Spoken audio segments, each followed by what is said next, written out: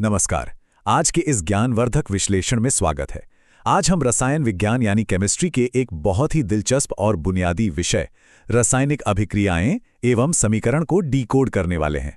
अक्सर विज्ञान की मोटी-मोटी किताबें थोड़ी जटिल लग सकती हैं, है ना? लेकिन आज हम इन बेहतरीन नोट्स के जरिए हमारे बिल्कुल आसपास होने वाले रोजमर्रा के विज्ञान को बहुत ही मजेदार तरीके से समझेंगे।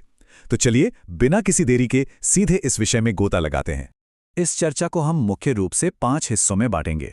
सबसे पहले बात करेंगे भौतिक और रासायनिक परिवर्तनों की, फिर रासायनिक समीकरण और उनके संतुलन को समझेंगे। उसके बाद रासायनिक अभिक्रियाओं के प्रकार, फिर ऊष्मा और ऑक्सीकरण अपचयन, और अंत में देखेंगे कि इन सब का हमारे दैनिक जीवन पर क्या असर पड़ता है। भाग 1 भौतिक और रासायनिक परिवर्तन। हमारे चारों ओर हर पल कुछ न कुछ बदलाव हो रहा है, पर क्या सारे बदलाव एक जैसे होते हैं? बिल्कुल नहीं। मुख्य रूप से ये 2 तरह के होते हैं। पहला है भौतिक परिवर्तन, जहां कोई नया पदार्थ नहीं बनता, जैसे बर्फ का पिघलकर पानी बन जाना। रहता तो वो H2O ही है, उसकी पहचान नहीं बदलती। लेकिन दूसरा है रासायनिक परिवर्तन, जो पूरी तरह से अलग है। इसमें एक या एक से अधिक चीजें मिलकर एकदम नया पदार्थ बना देती हैं। लोहे पर जंग लगना इसका सबसे सटीक उदाहरण है।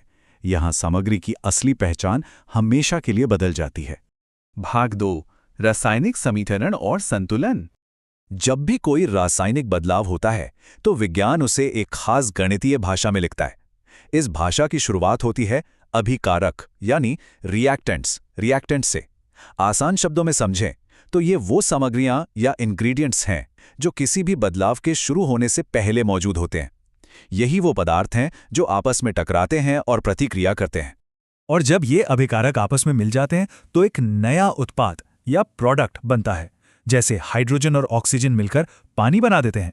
रासायनिक समीकरणों में इन दोनों के बीच जो तीर का निशान लगाया जाता है वो सिर्फ एक लाइन नहीं है, वो दरअसल बदलाव की दिशा दिखाता है कि हमारी ये रासायनिक यात्रा कहाँ से शुरू हुई और कहाँ जाकर मंजिल तक पहुंची।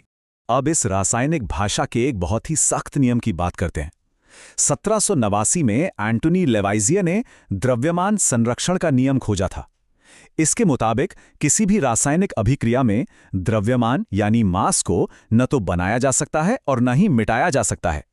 इसका सीधा सा मतलब यह है कि अभिक्रिया से पहले अभिकारकों का जितना कुल वजन था, अभिक्रिया के बाद उत्पादों का वजन भी ठीक उतना ही होना चाहिए। और बस इसी वजह से हर रासायनिक समीकरण को संतुलित या बैलेंस करना एकदम अनिवार्य होता है।